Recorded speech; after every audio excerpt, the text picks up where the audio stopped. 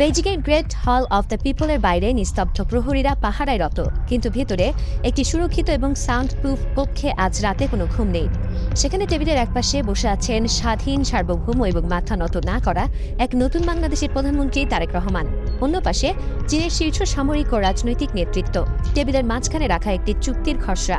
এই একটি খসড়া সই হওয়ার সাথে সাথে দক্ষিণ এশিয়ার আকাশে ক্ষমতার ভারসাম্য চিরতরে বদলে যেতে চলেছে। সাধারণ মানুষ হয়তো কাল সকালে খবরের কাগজ খুলে খুঁজবে চুক্তি কি সই হয়েছে, সরকার কি আনুষ্ঠানিকভাবে ঘোষণা দিয়েছে, কিন্তু আন্তর্জাতিক কূটনীতি এবং সামরিক চুক্তির ভাষা সাধারণ খবরের কাগজের মতো হয় না। এগুলো পাবলিক করা হয় না, বা করলেও অত্যন্ত দেরিতে সরকারিভাবে জানানো হয় শুধুমাত্র ডিপ্লোমেসি বা ভূ রাজনৈতিক কূটনীতিক কারণে। হয়তো এই মুহূর্তে এটিকে অফিসিয়াল করা হচ্ছে না, হয়তো ক্যামেরার সামনে দাঁড়িয়ে দুই দেশের নেতারা হাসি মুখে ফাইটার জেটের মডেল হাতে নিয়ে ছবি তুলবেন না, কিন্তু পর্দার পেছনের আসল খবর হলো ডিল ডান, চুক্তি সম্পন্ন হয়ে গেছে। বিভিন্ন নির্ভরযোগ্য আন্তর্জাতিক গোয়েন্দা সূত্র এবং আন্তর্জাতিক গণমাধ্যম ইতিমধ্যেই নিশ্চিত করেছে যে বাংলাদেশের আকাশ প্রতিরক্ষায় ২৪টি jet and C multi role fighter jet যুক্ত হওয়ার বিষয়টি এখন কেবলই সময়ের ব্যাপার। তারেক রহমানের চলতি চীন সফরে এই চুক্তি অফিসিয়াল হোক বা না হোক, লাল সবুজের আকাশে ড্রাগনের এই মারুনাস্ত্র ডানা মেলতে যাচ্ছে, এটি আজ একটি ধ্রুব সত্য। এই চুক্তি কেবল কয়েকটি যুদ্ধবিমান কেনার চুক্তি নয়, এটি হলো গত ১৫ বছর ধরে আমাদের বুকের ওপর চেপে বসা এক ভিনদেশী আধিপত্যবাদের শৃঙ্খল ভেঙে টুকরো টুকরো করে দেওয়ার এক মহাকাব্যিক দলিল। বিগত স্বৈরাচারী সরকার এই দেশটিকে প্রতিবেশী ভারতের একটি আজ্ঞাবহ প্রদেশে পরিণত করেছিল। দিল্লির ইশারা ছাড়া এদেশের আকাশে একটি পাখিও উঠতে পারত না। কিন্তু আজ বেইজিংয়ের সেই রুদ্ধতার কক্ষে বসে প্রধানমন্ত্রী তারেক রহমান যে বোঝাপড়া করছেন তা হলো সেই দাদাগিরির গালে এক অমোঘ চপেটাঘাত। ভারতের উগ্রবাদী মিডিয়া এবং সাউথ ব্লকের কর্তারা সারাদিন গলা ফাটিয়ে চিৎকার করে আমাদের রাফাল যুদ্ধবিমানকে ঠেকানোর মতো ক্ষমতা এশিয়ায় কারো নেই। ফ্রান্সের কাছ থেকে এই রাফাল কিনে তারা ভেবেছিল পুরো দক্ষিণ এশিয়াকে তারা নিজেদের পকেটে পুরে ফেলেছে, কিন্তু তাদের এই দম্ভ চূর্ণ বিচূর্ণ হয়ে গিয়েছিল খুব দ্রুতই। পাকিস্তান যখন চীনের কাছ থেকে এই জেট অ্যান্ড সি বিমানগুলো তাদের বহরে যুক্ত করল, তখন হিসাব সম্পূর্ণ পাল্টে গেল। আকাশযুদ্ধের মহড়ায় দেখা গেল জেট অ্যান্ড সির অত্যাধুনিক রাডার এবং দূরপাল্লার PL-15 মিসাইল অনায়াসে রাফালকে মাঝ আকাশে লক করে ভূপাতিত করতে সক্ষম। অর্থাৎ যে রাফাল নিয়ে ভারত আমাদের দিকে চোখ রাঙাতো, সেই রাফালের সাক্ষাৎ জমদূত হলো এই জেট অ্যান্ড সি। আর আজ সেই একই জমদূত এসে নামতে যাচ্ছে কুর্মিটোলা এবং চট্টগ্রামের রানওয়েতে। এক একটি ৭০০ কোটি টাকার এই বিমান আকাশে ওড়া মানে কেবল একটি যন্ত্রের ওড়া নয়, এটি হলো লাল সবুজের পতাকায় মোড়ানো এক গগনবিদারী হুঙ্কার। আমাদের আকাশে চোখ তুলে তাকালে তোমাদের চোখ উপড়ে ফেলা হবে, আমাদের ১ ইঞ্চি মাটির দিকে নজর দিলে তোমার আকাশসীমাকে লাশে পরিণত করা হবে। যখনই এই ২৪টি যুদ্ধবিমান কেনার খবর সামনে আসে, তখনই এদেশের ভেতর ঘাপটি মেরে থাকা কিছু ভারতীয় দালাল এবং ভারতপন্থী ব্লক তাচ্ছিলের হাসি হাসে। তারা দিনের আলোতে বসে নানারকম ষড়যন্ত্রের জাল বনে। অনেকে বলাবলি করছেন ভারতপন্থী ব্লকের তীব্র চাপ এবং দিল্লির কুটচালের কারণে হয়তো শেষ পর্যন্ত এই চুক্তি ক্যান্সেল বা বাতিল হয়ে যেতে পারে। তারা ভাবছেন হয়তো কোনোভাবে ঢাকাকে ভয় দেখিয়ে এই ড্রাগনের আক্রমণ ঠেকিয়ে দেবে ভারত। কিন্তু এই দালালরা আন্তর্জাতিক সামরিক চুক্তির ব্যাকরণ বোঝে না। একটি সামরিক চুক্তি যখন এই পর্যায়ে পৌঁছে যায়, তখন সেখান থেকে ফিরে আসার কোনো পথ খোলা থাকে না। এগ্রিমেন্ট করে ক্যান্সেল করার কনসিকুয়েন্স বা পরিণতি কোনো সাধারণ ব্যাপার নয়। এর সাথে জড়িয়ে থাকে বিলিয়ন ডলারের ক্ষতিপূরণ, আন্তর্জাতিক আস্থার সংকট এবং দুই দেশের কৌশলগত সম্পর্কের চূড়ান্ত অবনতি। এটি এতদূর এগিয়েছে যে এখন আর এখান থেকে বিমান না নিয়ে খালি হাতে ফেরত আসা সম্ভব নয়। ভারতপন্থী দালালরা যতই ফিসফিস করুক, সাউথ ব্লক যতই চাপ দিক, এই চুক্তি এখন পয়েন্ট অফ নো রিটার্ন বা ফিরে আসার অযোগ্য রেখা পার হয়ে গেছে। বিমান আসছে এবং তা ভারতের চোখের সামনে দিয়ে বাংলাদেশের রানওয়ে স্পর্শ করবে।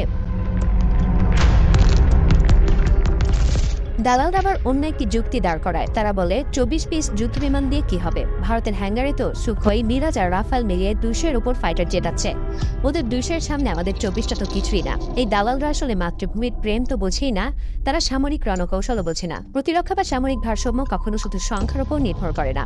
একটি দেশের প্রতিরক্ষা নির্ধারিত হয় তার আয়তন এবং কৌশলগত অবস্থানের উপর। ভারতের আয়তন বিশাল, তাদের একদিকে পাকিস্তানের সাথে দীর্ঘ সীমান্ত, অন্যদিকে চীনের সাথে হিমালয়ের রক্তক্ষয়ী সীমান্ত। তাদের ২০০ ফাইটার জেট পুরো দেশে ছড়িয়ে ছিটিয়ে রাখতে হয়। কিন্তু বাংলাদেশের আয়তন মাত্র ১,৪৭,০০০ বর্গ কিলোমিটার। এই ছোট কিন্তু অত্যন্ত ঘন এবং কৌশলগত আকাশসীমাকে রক্ষা করার জন্য ২০০ যুদ্ধবিমানের কোনো প্রয়োজন নেই। অত্যাধুনিক প্রযুক্তির ২৪টি যুদ্ধবিমানই এখানে এক অভেদ্য মৃত্যু ফাঁদ তৈরি করার জন্য যথেষ্ট। সবচেয়ে ভয়ঙ্কর এবং ভারতের জন্য সবচেয়ে আতঙ্কজনক সত্যটি হলো আমাদের ভৌগোলিক অবস্থান। আমরা কোথায় আছি? আমরা ভারতের পেটের মধ্যে বসে আছি। আমাদের মানচিত্রের ঠিক ওপরে ভারতের সেই বিখ্যাত চিকেন স্নেক বা শিলিগুড়ি করিডোর, যা মাত্র 22 কিলোমিটার চওড়া। এই সরু গলাটি ভারতের মূল ভূখণ্ডের সাথে তাদের উত্তর পূর্বাঞ্চলীয় 7টি রাজ্যকে আটকে রেখেছে। বাংলাদেশের লালমনিরহাট বা উত্তরের কোনো বিমান ঘাঁটি থেকে যদি একটি জেট এনসি উড্ডয়ন করে, তবে চোখের পলক ফেলার আগেই এটি শিলিগুড়ি করিডোরের আকাশসীমায় পৌঁছে যাবে। আমাদের 24টি যুদ্ধবিমান দিয়ে ভারতের পুরো দেশ দখল করার কোনো প্রয়োজন নেই। আমাদের এই 24টি যুদ্ধবিমান শুধু এই 22 কিলোমিটারের চিকেন স্নেকের উপর নজরদারি চালালে ভারতের পুরো পূর্বাঞ্চলীয় সামরিক ব্যবস্থা পঙ্গু হয়ে যাবে। আমাদের অবস্থানটাই আমাদের সবচেয়ে বড় পারমাণবিক অস্ত্র। আমরা ভারতের পেটের ভেতরে বসে থাকা সেই টাইম বোমা, যার টাইমার এখন জেট এনসির অত্যাধুনিক রাডারের সাথে যুক্ত হতে যাচ্ছে। এই 24টি জেট এনসি কেনা শুধু একটি সামরিক চুক্তি নয়, এটি হলো ভারতীয় আধিপত্যবাদের মুখে থুতু ছিটিয়ে দেওয়া এক প্রকাশ্য কূটনৈতিক এবং সামরিক চ্যালেঞ্জ। গত কয়েক মাস ধরে ভারতের উগ্রবাদী নেতা শুভেন্দু অধিকারী এবং আসামের হেমন্ত বিশ্ব শর্মা গলা ফাটিয়ে হুঙ্কার দিচ্ছিলেন, বাংলাদেশ দখল করে নেব, রংপুর দখল করে নেব। তারা ভেবেছিল বাংলাদেশের মানুষ হয়তো তাদের এই ফাঁকা পুলিতে ভয় পেয়ে গুটিসুটি মেরে বসে থাকবে। তারা ভুলে গিয়েছিল এই জাতি 30 লাখ শহীদের রক্তের ওপর দাঁড়িয়ে আছে। অন্যদিকে দক্ষিণ পূর্ব সীমান্তে মিয়ানমারের সামরিক জান্তা এবং আরাকান আর্মি নাফ নদীর কালো জলের অনবরত উস্কানি দিয়ে আসছিল, কখনো গুলি কখনো পুশিং। আর বেইজিংয়ের রেড কার্পেটে বসে তারেক রহমান যেন সেই সব উস্কানিমূলক হুঙ্কারের মোক্ষম জবাবটি দিয়ে এলেন। মোদী সরকারের সাউথ ব্লক পশ্চিমবঙ্গের শুভেন্দু আর মিয়ানমারের জান্তাকে আজ বাংলাদেশ স্পষ্ট জানিয়ে দিল, আমরা আর সেই পুরনো নতজানু এবং মেরুদণ্ডহীন বাংলাদেশ নেই। আমাদের আকাশে এখন আর কেবল মেঘ উড়ে বেড়ায় না, আমাদের আকাশে এখন ঘুরপাক খাচ্ছে ড্রাগনের আগুন আর জেট এনসি এর মারণাস্ত্র। তোমরা যদি বর্ডারে পুশিং করো, যদি রংপুর দখলের স্বপ্ন দেখো, তবে মনে রেখো আমাদের ফাইটার জেটগুলো যখন স্বপ্নের চেয়ে দ্রুত গতিতে তোমাদের আকাশসীমার কাছাকাছি গর্জে উঠবে, তখন তোমাদের রাডারের স্ক্রিনগুলো ভয়ে কাঁপতে শুরু করবে। আমাদের 24টা বিমান তোমাদের 200টা বিমানের অহংকারকে ধুলোয় মিশিয়ে দেওয়ার জন্য যথেষ্ট। যারা ভাবছেন এই 24টি জেট এনসিতেই বাংলাদেশের সামরিক আধুনিকায়নের গল্প শেষ, তাদের জন্য ক্লাইম্যাক্সের আরও বড় চমক অপেক্ষা করছে। এটি তো কেবল শুরু। সামরিক বিশ্লেষকরা এবং প্রতিরক্ষা সূত্রগুলো ইঙ্গিত দিচ্ছে, চীনের এই জেট এনসির পাশাপাশি পশ্চিমা বিশ্বের সাথেও ভারসাম্য রক্ষার জন্য বাংলাদেশ বিমান বাহিনীতে খুব শীঘ্রই যুক্ত হতে যাচ্ছে ইউরোপের অন্যতম ভয়ঙ্কর মারণাস্ত্র, ইটালির ইউরোফাইটার টাইফুন। একদিকে চীনের জেট এনসি, অন্যদিকে ইউরোপের ইউরোফাইটার টাইফুন। এই দুই পরাশক্তির সর্বাধুনিক প্রযুক্তির সংমিশ্রণে বাংলাদেশ বিমান বাহিনী এমন এক অপ্রতিরোধ্য শক্তিতে পরিণত হতে যাচ্ছে, যা দক্ষিণ এশিয়ার আকাশে এক ছোট্ট আধিপত্য বিস্তার করবে। ঢাকা এখন আর কারো দয়ের উপর নির্ভরশীল নয়। আমরা অস্ত্র কিনছি আমাদের নিজেদের টাকায়, আমাদের দেশপ্রেমিক মানুষের ঘাম ছড়ানো অর্থে, আমাদের নিজেদের আকাশ সুরক্ষিত করার জন্য। আমরা ভারতের পেছনের উঠোন নই, আমরা দক্ষিণ এশিয়ার নতুন গেম চেঞ্জার। রাত শেষ হয়ে আসছে বেইজিংয়ে। চুক্তির কাগজেও হয়তো এতক্ষণে অলিখিত বা লিখিত সিলমোহর পড়ে গেছে।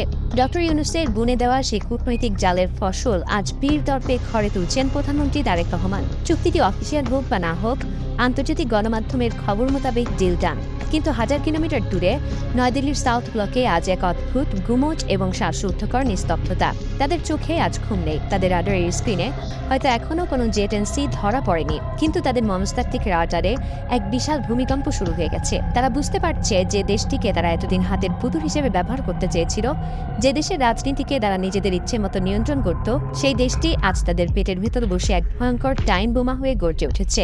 দাবার বোর্ডে বাংলাদেশ তার তুরুপের তাসটি চেলে দিয়েছে। ঘড়ির কাঁটা এগোচ্ছে। খুব শীঘ্রই কুর্মিটোলা এবং চট্টগ্রামের আকাশে শোনা যাবে জেট ইঞ্জিনের সেই কান ফাটানো গর্জন।